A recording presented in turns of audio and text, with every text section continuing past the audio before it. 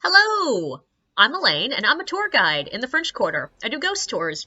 And I am not going to tell you the stories that I tell on my tour, because you gotta pay for those. But if you want to hear some interesting things that have happened to me while I'm leading random drunk people around the French Quarter, I got you. So I'm not going to try to tell you that a ghost tour is for everybody.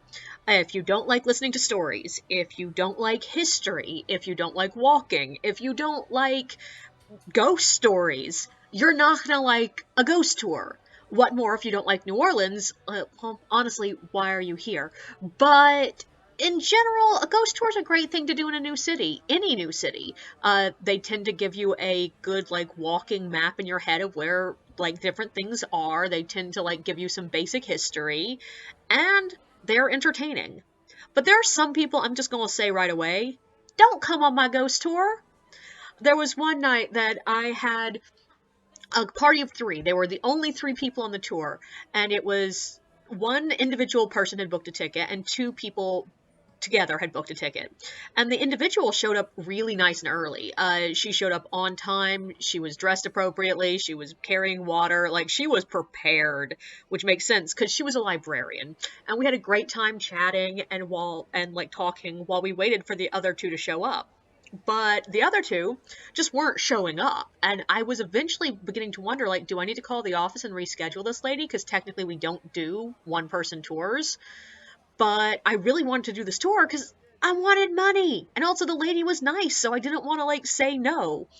And eventually, finally, like, I do one more shout out to the general area. Anyone here for, like, the ghost tour?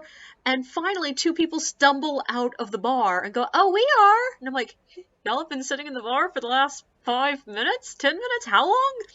But I sign them in, we get started, and I notice as soon as we try to start walking that they are struggling to walk. Like, specifically the guy, he is having trouble. And because I've known a couple people in my life who have had prosthetic legs, I recognize the way he's moving.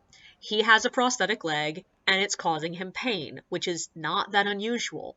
So, of course, I slow down because, yeah, I know how hard it is to move around New Orleans when you have, two perfectly solid working legs. If you have one that is, not entirely as flexible as a normal leg and you don't have muscle control over it, it's got to be a struggle. And also, like, we tried our best to make these tours as accessible as possible. So, of course, I move slower and I'm trying to walk really slow for him. And then I'm starting to get really annoyed.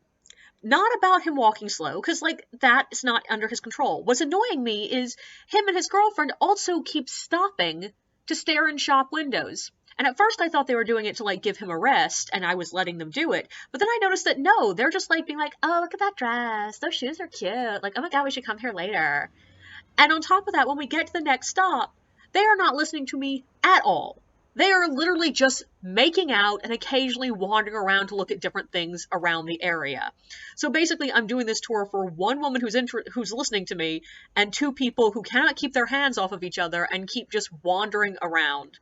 And on top of all this, they are so intoxicated I can smell them from where I am. And I'm like, oh, God. And, like, at this point, I was beginning to wonder, like, should I say something? If I kick them off the tour, will they think it's just about, like, the fact that he has a prosthetic leg? Will they be mad at me?